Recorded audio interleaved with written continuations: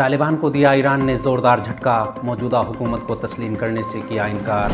पाकिस्तान में martial law की आहट, इमरान खान समेत 600 से ज़ायद अफराद के मुल्क छोड़ने पर पाबंदी। पार्लियामेंट की नई इमारत का मामला अदालत पहुंचा, सदर ममलिकत से इफ्तिताह कराने का मुतालबा, अदालत का सुनवाई से इनकार। चीन से फाइटर जेट्स खरीदने के लिए मुज़ाकरात कर रहे हैं सऊदी अरब और मिस्र। मगरबी इराक में दूसरा फौजी अड्डा बनाने की तैयारी में लगा अमरीका।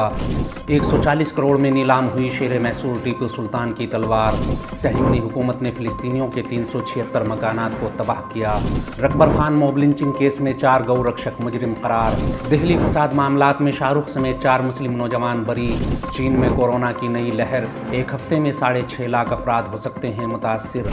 मकबूल शायर मुनव्वर राना वेंटिलेटर पर, हालत बेहद तशवीशनाक। बजरंग दल और RSS पर पाबंदी लगाई जाएगी, बीजेपी को परेशानी है तो पाकिस्तान जाए।